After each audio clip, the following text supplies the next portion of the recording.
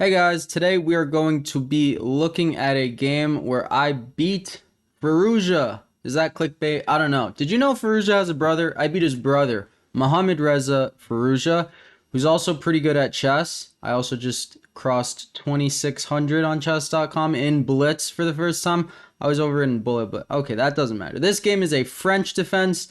Well, he plays the French defense. He is black, sticking to those French roots. I furthermore stick to the roots as I play the Bourdonnais, e4, f4. I like playing this against the French. It is very fun. I can make a video on it sometimes. Basically, in the French, they always go d5 on move 2, and here we go e5. Now, typically I verse c5, knight c6, all of that. Imagine the prep Firouzja's brother has. Like, I can't even imagine the files he has for openings. He does play knight h6, which is actually the best move. And a move I don't face that often on move 3, that is. Typically I get it on move like 7 or 8. And when the knight is coming to f5, I put my bishop on d3 to stop it. But this is quite early. Okay, and then it ends up transposing c3, knight a3. The reason I like the Bourdonnais so much is because in the French defense, it hangs on a razor's edge on d4. But if you think about it, when we put the pawn on c3 and then the knight on a3, it's not a knight on the rim to stay there. It is going to go to c2 and have eyes on d4, guarding it furthermore so it doesn't hang on a razor's edge because we have one more defender. Okay, I guess his files ran out. c4 is a horrible move. This is a mistake. It is not like it's losing, but positionally it's very bad. You never want to lock up on the light squares in the French unless you're trapping the bishop on d3 or something. But the way to punish c4 is to go b3. This is a common theme in any time a player overextends. Here we're attacking the pawn on c4, so they are going to lose it, which means they have to take it on b3. And now we get the open rook file. We have a very good bishop diagonal. Things are good. Knight f5. Do you remember what we do against knight f5?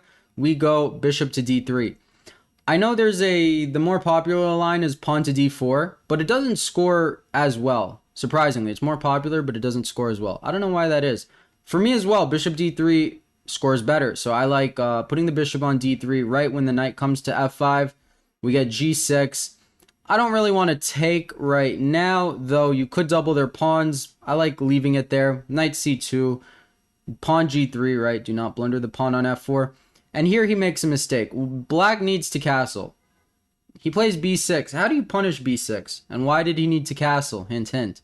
Well, he brought his bishop away from the long diagonal. I can bring my bishop to the short diagonal respectively, and he can no longer castle. So his king's stuck into the center of the board, and that is not good. By the way, happy Good Friday. I hope you have a Good Friday. Bishop to b7 is played, queen e2, setting up the battery, not allowing my opponent to know which side of the board I'm castling on. The longer you wait to castle, if you don't get checkmated, the longer you wait to castle, that is, the harder it is to know for your opponent which side of the board they should start attacking on. Knight a5, a one-move threat. Maybe there was some clearance sacrifice he was looking for. I'm not too sure. Rook b1, g5, and I don't know why he played g5. It does destabilize a little bit. Okay, I think I get it. He wanted me to take the bishop and then have something on this rook. It is blitz. That is also hope chess. Of course, I'm not going to take the bishop. When your opponent is lagging in castling, even though I'm also lagging, I'm at least coordinated and set up in the center. When they're lagging, you want to blow open the center. So typically, this is a clearance sacrifice. Opens up e5 for my knight. That looks pretty scary.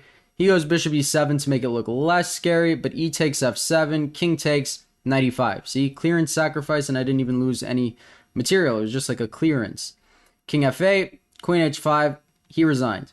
Because how do you stop mate? There's only really one way, that is queen e8. I was planning to just go queen h6, king forced to g8, and then I would go queen e6. And as you could see, everything wins here. So a fair time to resign. But yeah, pretty cool. I can't imagine the opening prep that he has. Firouzja's brother. I didn't know Firouzja had a brother. And he's pretty good at chess. Not as good as Alireza, but better than average, I would say.